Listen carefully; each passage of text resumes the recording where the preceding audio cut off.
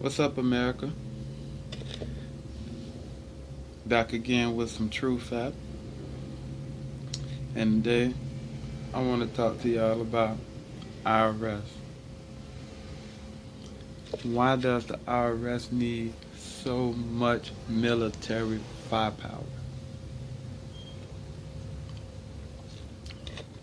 It's crazy. IRS? Yes. Why does the IRS need so much military firepower? Now I'm going to start off with an article from Tax Proof blog. And all the articles that I'm going over with you guys, I am going to leave down in a link down in the description for you guys to check them out on your own. See for yourself. Okay, an article on Tax Proof blog. The number of non-defense department federal officers authorized to make arrests and carry firearms, 200,000, now exceeds the number of U.S. Marines. So you got 200,000 of non-defense department federal agencies, administration agencies, aka, that's spending so much money on military firepower, ammo, and armor. For what? Now it exceeds the number of U.S. Marines, which is 182,000. They are scrapped for what?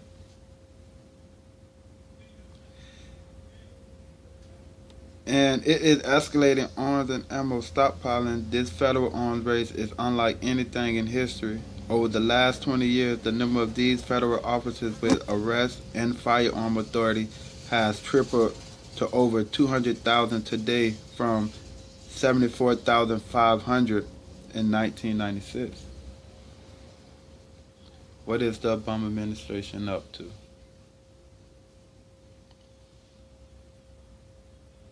Can somebody tell us?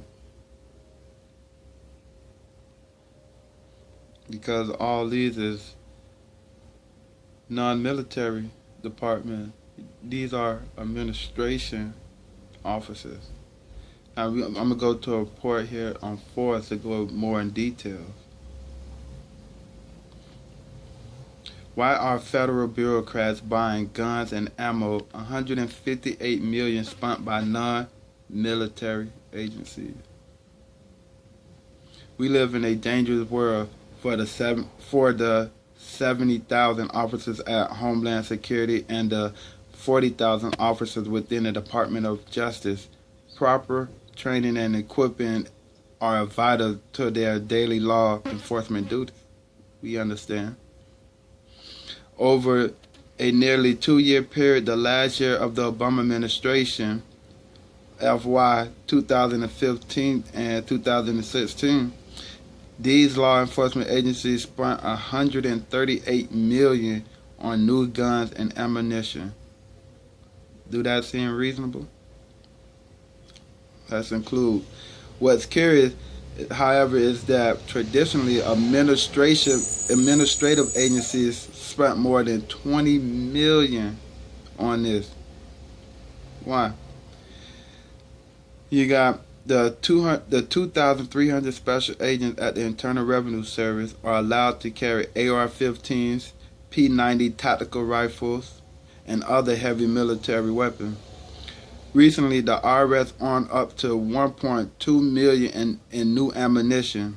This was in addition to the $11 million on guns, ammunition, and military-style equipment between 2006 and 2014. The Small Business Administration spent tens of thousands of taxpayers' dollars to load its gun locker with Glocks last year. The SBA wasn't alone. The U.S. Fish and Wildlife Service modified their Glocks with silencers. What? Who y'all sneaking up on? Wildlife Services? Animals? Don't y'all put out like tranquilizers or something for them? The Department of Veterans Affairs has a new police force. In 1996, the VA the VA had 0 employees with arrest and firearm authority. Today, the VA has 3,700 officers armed with millions of dollars worth of guns and ammunition, including AR-15, zigzaggers, handguns, and semi-automatic pistols.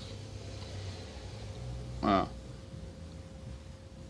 Meanwhile, Department of Health and Human Services agents carry the same sophisticated weapons platform used by our Special Force military warriors. The HHS gun locker is housed in a new National Training Operations Center, a facility at an undisclosed location within the D.C. Beltway. Y'all hiding training for? We want to see it too. Supposed to be protecting us, hopefully.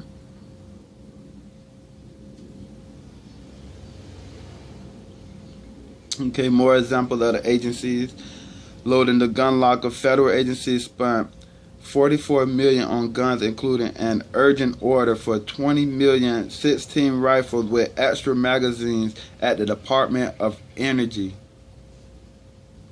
$49,559 on shotguns and Glock pistols at the General Service Administration. $16,568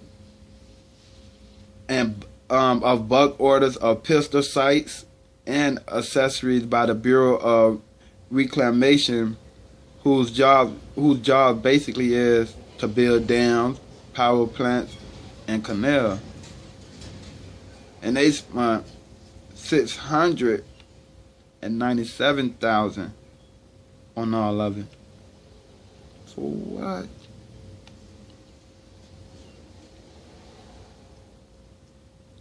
Buying bullets in bulk, the government spent $114 million on ammunition, including bulk purchases by the Environmental Protection Agency. $66,927,000.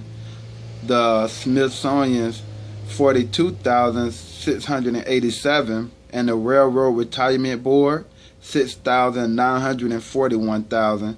The Social Security Administration spent $61,129 on bullets, including 50,000 rounds of ammunition plus 12-gauge buckshots and slug ammunition. What do y'all need all that ammunition for? Y'all going to war?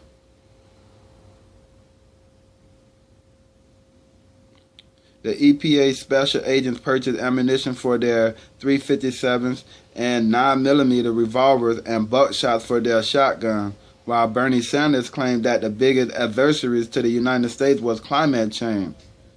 So, why you need so much firepower if you thinking it's climate change? Or what you doing? Trying to shoot the wind? Trying to scope the wind out? The EPA stood ready to fight in ways we couldn't have imagined. Hollow point bullets, despite being outlawed by the Geneva Convention, federal agencies spent $426,000 on hollow point bullets, including orders from the Forest Service, National Park Service, Offices of Inspector General, Bureau of Physical Service, and as well as Drug Enforcement Administration, U.S. Marshals, and U.S. Immigration and Customs Enforcement. I can see y'all, but what? What do y'all need all this for? Here's a closer look. The Department of Education is armed and ready with 88 law enforcement officers posing arrest and firearm authority. They have purchased buckshots for their shotguns and 40 calibers, ammunition for their Glock. DOE special agents dressed in body armor. Their spending on guns, ammunition, and military-style equipment was up to 25% during the last 2 years under the Obama administration. Yet, in 2016, it took a pair of armed U.S. Marshals to arrest a man for his unpaid $1,500 student loan. Gotta be kidding. The agency mission, the Department of Interior. The agency's mission is to manage America's vast natural and cultural resources. However, over the last 2 years, the agency spent $4.4 million on guns and ammunition. Although the National Park Service is responsible for nearly half of this spending, mostly to arm its parks police. 6 other bureaus and offices under the Department of Interior spent millions of dollars to amass firepower. The U.S. Geological Survey provides the real-time data and information on current conditions and Earth observations. Yet the agency loaded up on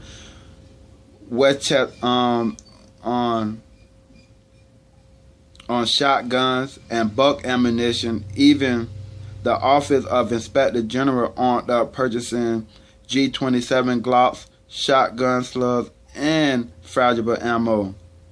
Just who is the U.S. Fish and Wildlife Services trying to sneak up on? It's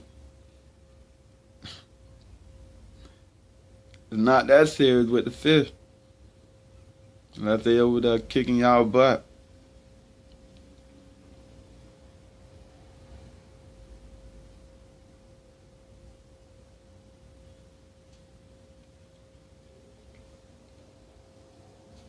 It's crazy.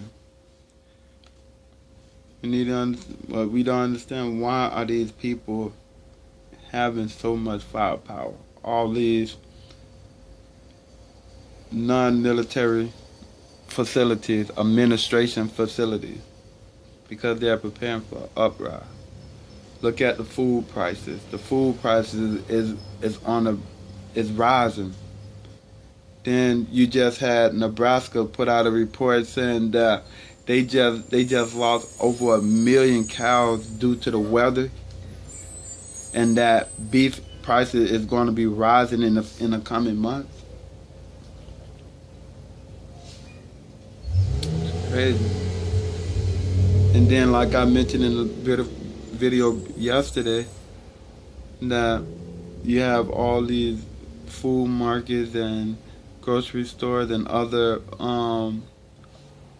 markets closing down.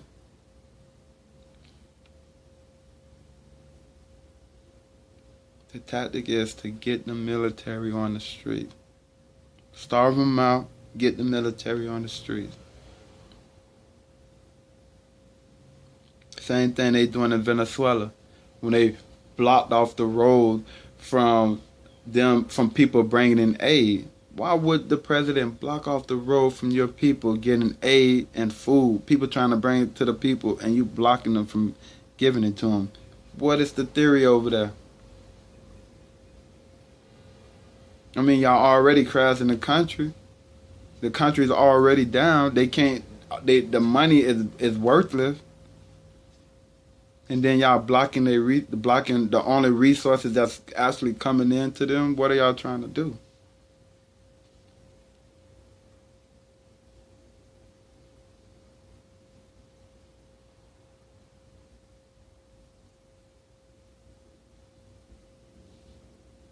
Now, I have another report here from Blue Water Credit. Federal marshals are now arresting borrowers who aren't paying their student loan. Man in Texas is arrested by armed U.S. Marshals and local police for not paying his student loan. It's crazy. You sending for someone not paying a student loan? It's getting crazy. It is getting crazy, and it's getting close to election time. How that was about to break loose, cause it's about to go down. It's real important that you understand. Start looking outside of the box. Outside of your norm. because if you that's the only way you can build your knowledge. You can't build knowledge just by sticking to the same thing in one area. You can become an expert in that, but what about everything else? There's still other stuff out there. There's a lot that goes on while you're at your job working, or you're caught up in the music life, the television, entertainment, and all of that. Only thing is to keep you distracted and programmed. That's all music and television is. It's programming. Social media is social programming, which they actually, whether you know it or not, they actually can control you just by all these major sources. Whether you know it or not, believe it or not. You better get your knowledge up. Because there's a lot of stuff out there that's happening that you might be unaware of.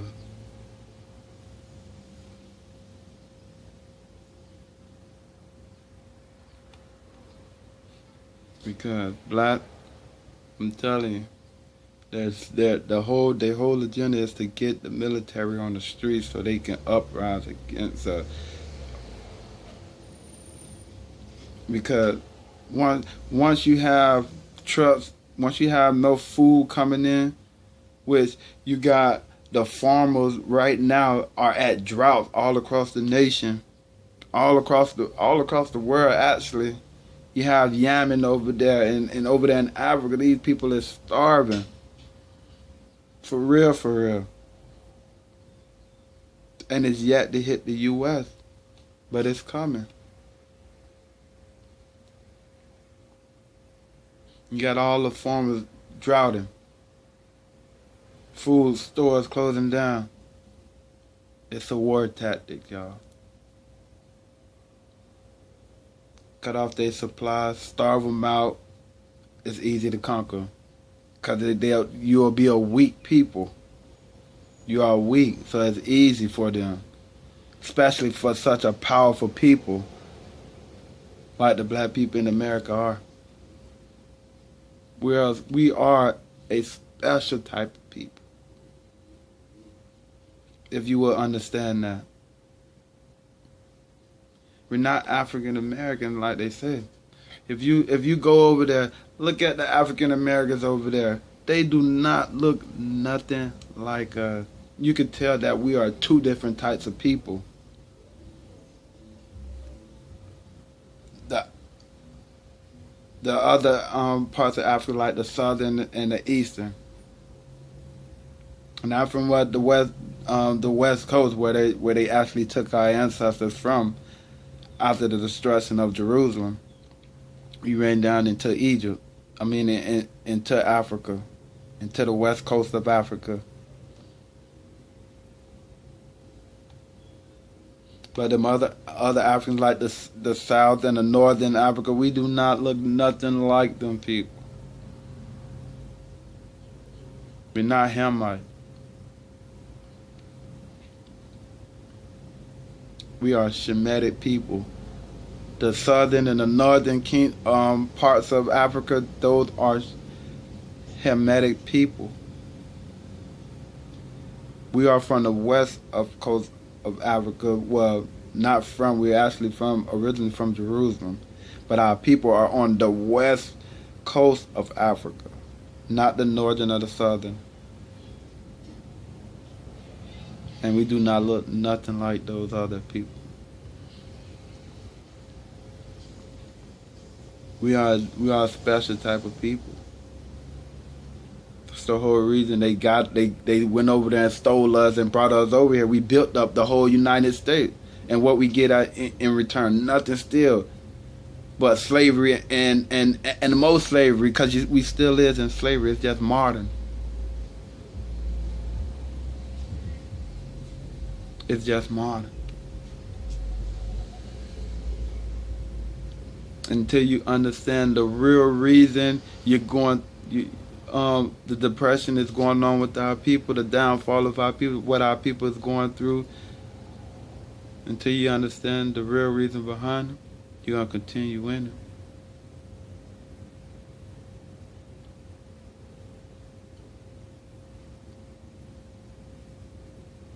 Because we're over here for a purpose. Not to have all these type of fabulous things. No, we was stole over here for a reason. And if you really want to understand that reason, you open up the Bible and get to understand it. But I want to go into a report.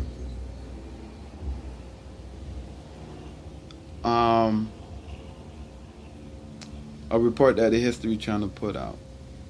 Even though some of us already probably knew this, but you know, they'll come out and tell it to you once you find out. But there's a report here that the History Channel put out October 2nd, 2018, just last year, which I will be leaving a link down in the description for. Does an exemption clause in the 13th Amendment still permit slavery? Blacks and Latinos, listen up, because this is mainly regarding you.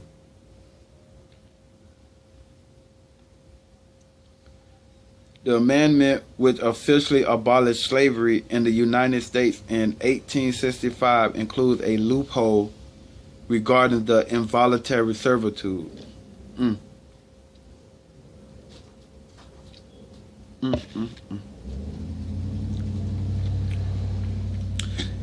The year the Civil War ended, the U.S. amended the Constitution to prohibit slavery and involuntary servitude, but it's purposefully left in one big loophole for people convicted of crime. Hear me now.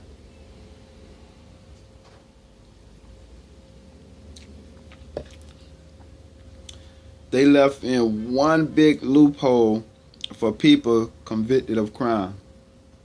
But this is for, since you think that Abraham Lincoln freed the slave, Lincoln ain't free no slave. He did it on account because he needed us into war, for war. But even then, he still didn't even trust us with guns in our hand. So how could you want us to go to war? You don't even trust us with guns in our hand because we'll come against y'all. That's what they said. That is what Abraham Lincoln said. They didn't want us to uprise against them. That's why they started making the black code and all these other laws. It was against us. Just to modernize slavery. That's all. But check me out though. The year Civil War ended, the U.S. amended the Constitution to prohibit slavery and involuntary servitude, but left one big loophole for people convicted of crime. The 13th Amendment, ratified in 1865, says neither slavery nor involuntary servitude, except as punishment for crime whereof the party shall have been duly convicted, shall exist within the United States or any place subject to their jurisdiction. Scholars, activists, and prisoners had linked that exception clause to the rise of the prison system that incarcerates black people. Hear me now.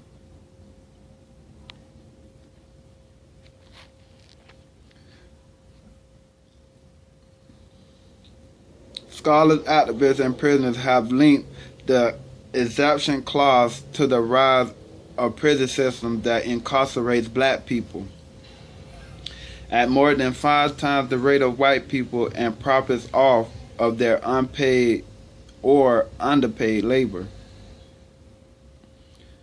What we see after the passage of the 13th Amendment is a couple of different things. Conversion, says Andrea Armstrong, a law professor at Loyola University in New Orleans. First, the 13th Amendment test allows for involuntary servitude where convicted of a crime at the same time black codes. In the South created new types of offenses, especially attitudinal offenses, now showing proper respect, those types of things. After the Civil War, new offenses like malicious mischief were and could be a felony or misdemeanor depending on the supposed severity of behavior. These laws sent more black people to prison than ever before. And by the late 19th century, the country experienced its first prison boom. Legal scholar Michelle Alexander writes in her book, The New Jim Crow. And if you don't know who Jim Crow is the activist who started the Black Code. Wanted to keep the desegregation going. Keep desegregation.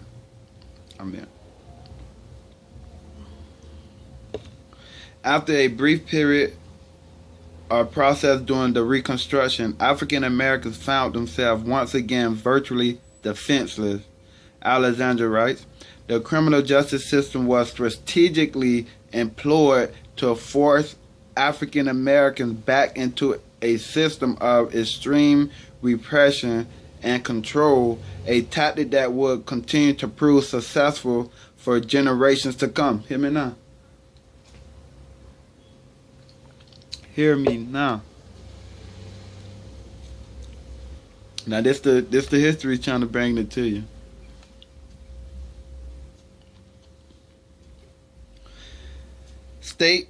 State put prisoners to work through a practice called convict leasing, whereby white planters and industrialists leased prisoners to work for them.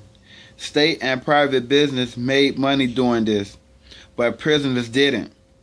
This meant many black prisoners found themselves living and working on the plantation against their will for no pay for decades after the Civil War. Was this slavery by another name? Armstrong argues that the 13th Amendment makes an exception for involuntary servitude, not slavery, and that there are important historical and legal distinctions between the two. However, she says no court has formally dealt with the distinction, and many courts have used two terms interchangeably. In 1871, the Virginia Supreme Court ruled that a convicted person is a slave of the state. Hear me now. A slave of the state. This is what you is when you convict.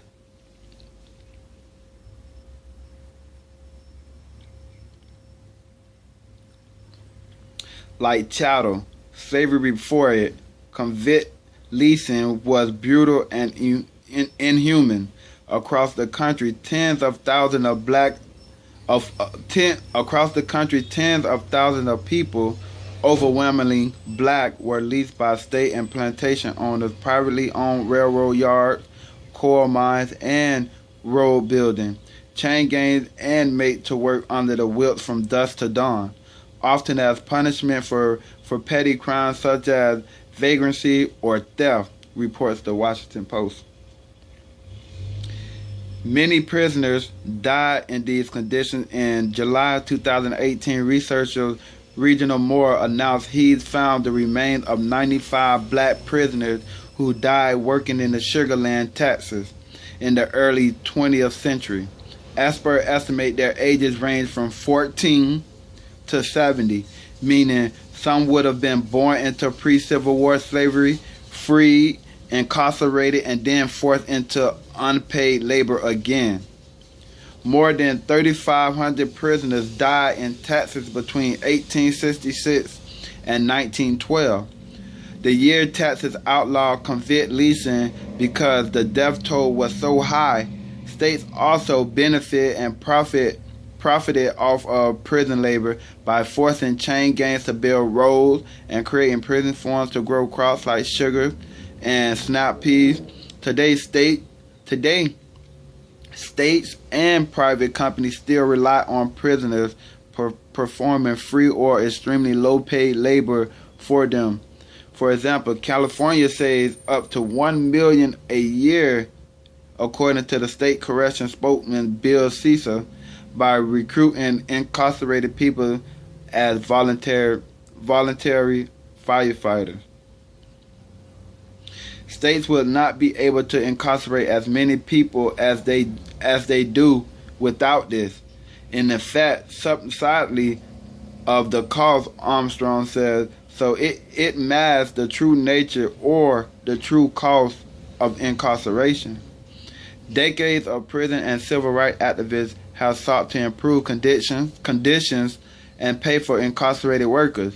In 1971, inmates at the New Antica Correctional Facility took control of the prison and issued a list of demands, including the right to join labor unions and earn a minimum wage. More recently, in the summer of 2018, prison laborers across the United States went on strike to protect what they call modern-day slavery.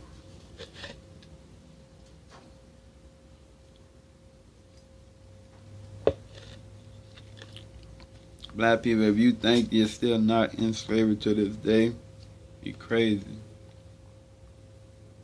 You're crazy. So, just by that, a slave cannot own anything. Period.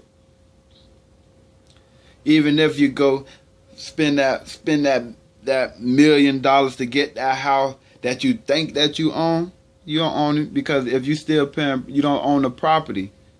And even if you own the property, you still paying property taxes on that property. You don't own it. If you still paying any kind of money on something that's supposed to be yours, you don't own it. Because if you own it, it'll be a fair exchange, and that's that. You go your way, I go my way, this mine. But that's not the case. A slave does not own anything, and black people, we cannot own anything. Yeah, we can get rich, but black people rich is a controlled rich. Because at any given time, they can take whatever you got, and they can bankrupt you at any time. As the rappers and entertainers go through it all the time.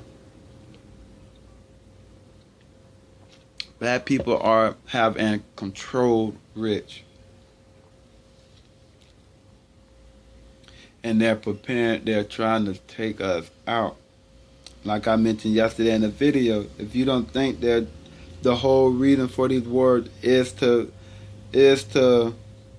civil war, is to bring in civil war on the people, on the citizens, crazy. And that's what it's about. They're trying to take you out, us out. Especially all the sleepers. You're gonna get hit across the head and keep on sleeping.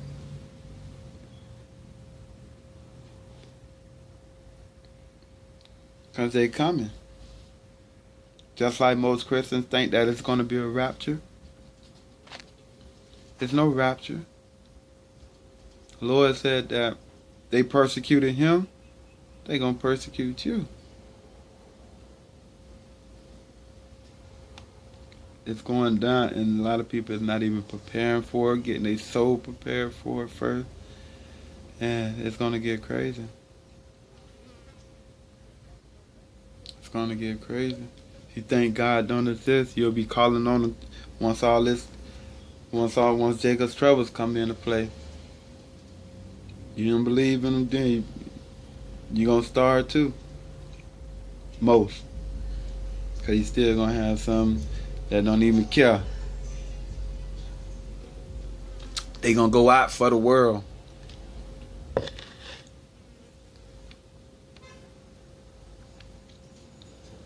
But I'm telling you, they are preparing to come against us. They're preparing for an uprise. This is what they're doing. That's why all these non-military agencies, aka administration agencies, are stockpiling so much firepower.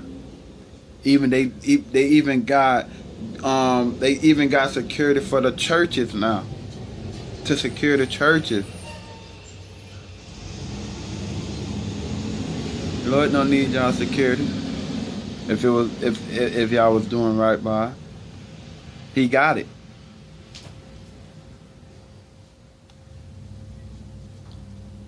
Look, they're getting ready to uprise. Food prices going up. Then soon that what you call hyperinflation. Then soon the money will go down. So now you'll have a loaf of bread $10, and the money ain't worth nothing. You got $10,000 worth $200.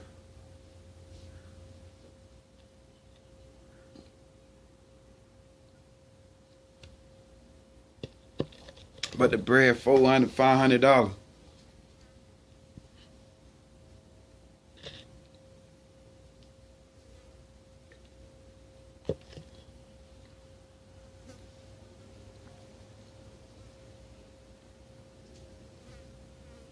It's gonna get insane. And if you're not prepared for it spiritually or mentally,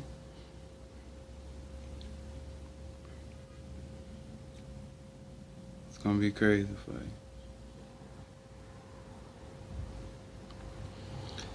Not only that, going back in how the 13th Amendment is nothing but just making you back into slavery. Commit a crime, you're back into slavery now.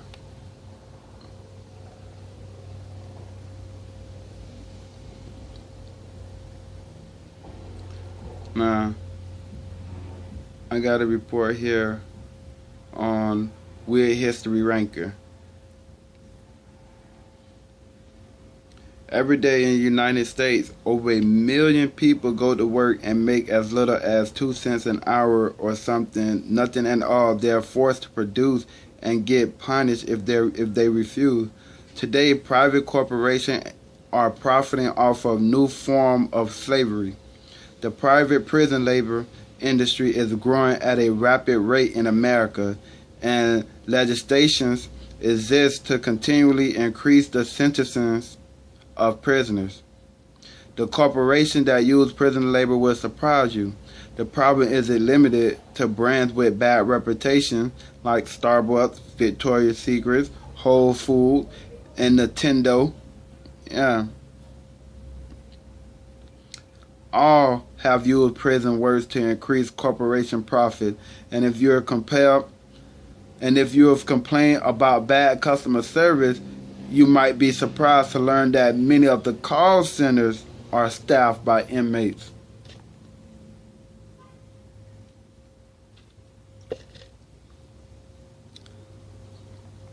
After the Civil War, the 13th Amendment banned slavery, except among inmates neither slavery nor involuntary servitude, except as punishment for crime whereof the party shall have been duly convicted, shall exist within the United States or any place subject to their jurisdiction.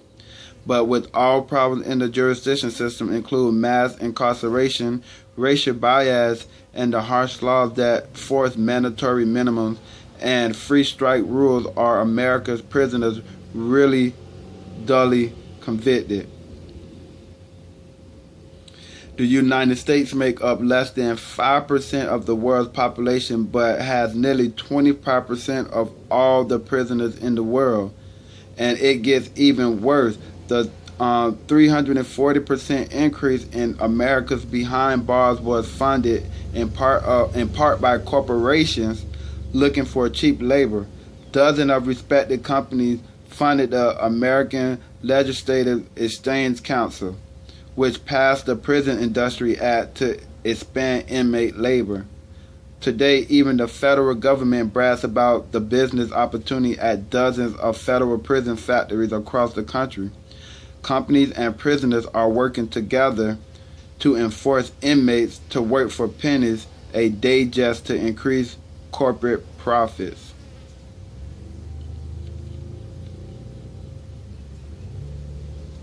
Starbucks has prison labor to package coffee sold in the stores. Prisoners may earn as little as 23 cents an hour, meaning they might make less than $500 for an entire year of full-time work.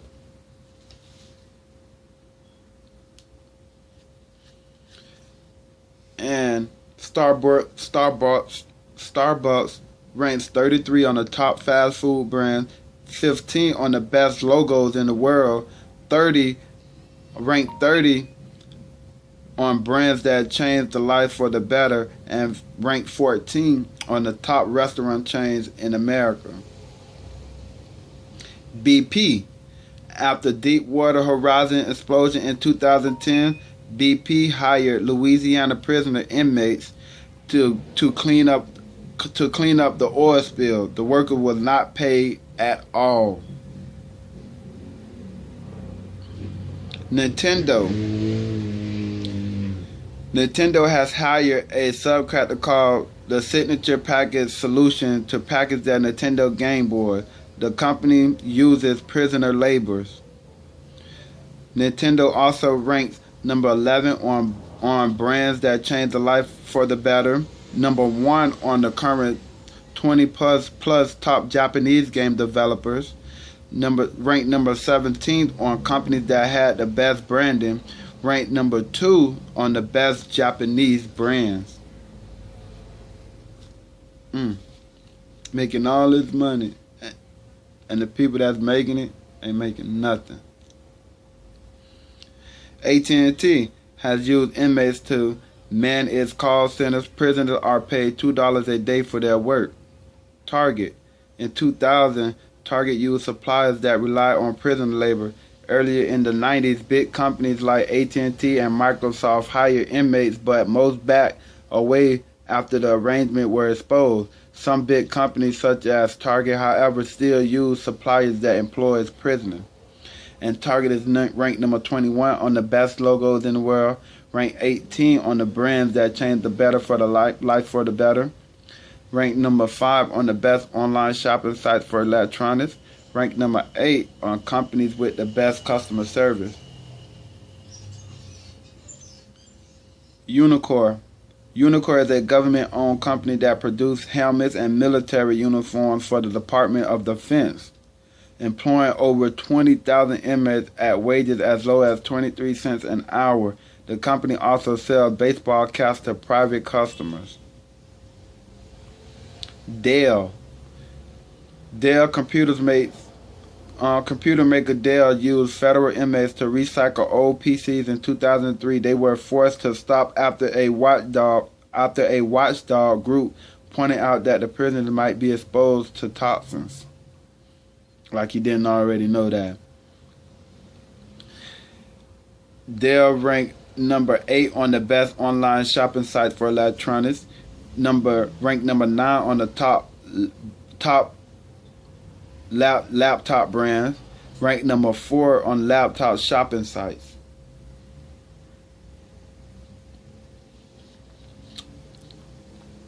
Eddie Barrow is among the many clothing companies that has used prison labor in the past to sew clothes, and he is ranked number 17th on the top sports apparel website, ranked number 36 on the top activewear online shopping, and ranked number 46 on online activewear shops. And we have Kmart. Kmart sells jeans manufactured by inmates incarcerated in Tennessee prison. And it also is ranked number 13 on the best department stores in the U.S., number 9 on the best stores to be in case of apocalypse, and ranked number 37 on which places do you wish had drive-through.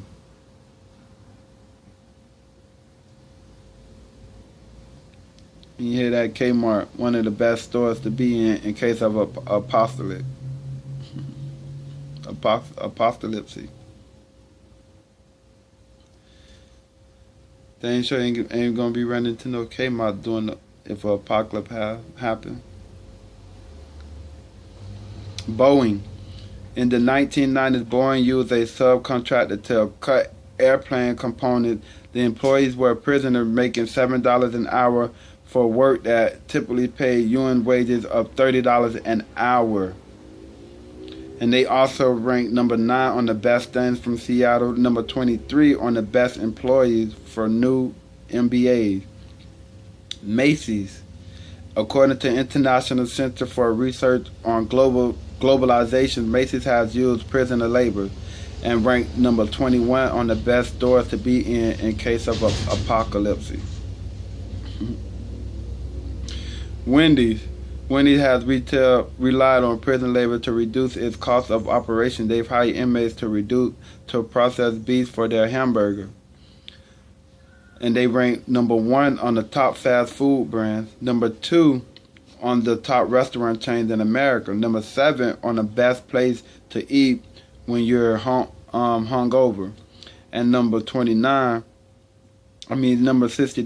on companies that have the best branding.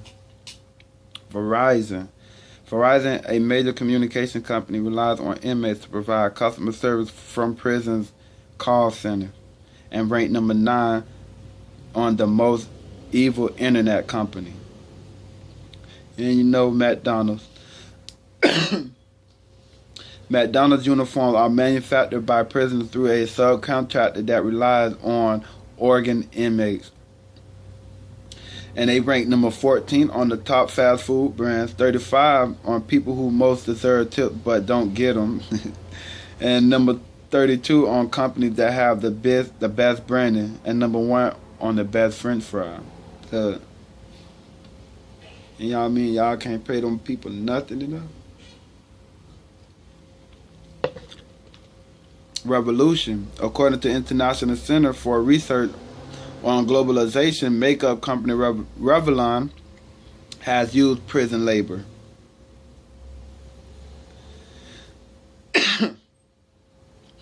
JCPenney. In the 1990s, JCPenney used female inmates to sew in stores. More recently, they have sold jeans made by inmates in Tennessee prison, and ranked number 17 on most memorable smells from the mall. Then you have Sprint Corporation. The telecom company Sprint uses inmates in call centers to provide customer service, and ranks number 55 on company with the best customer service. Honda. Inmates at the Ohio Mansfield Correctional Institution work for Honda, making between 25 to 40 cents an hour.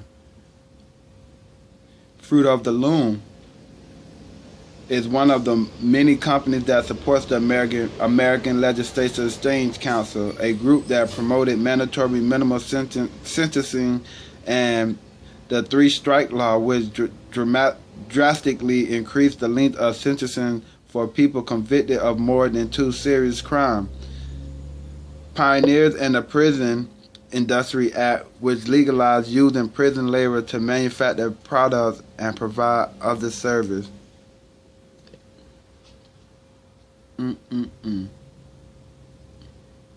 Intel. According to Center of Research on Globalization, Intel has used prisoner labor.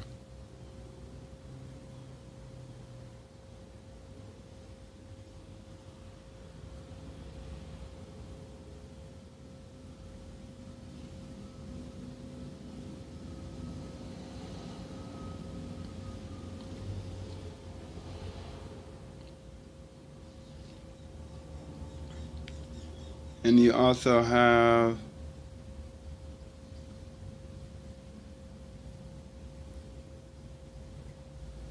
as well as Victoria's Secrets, if I didn't mention her, which also use prison labor to make their clothes.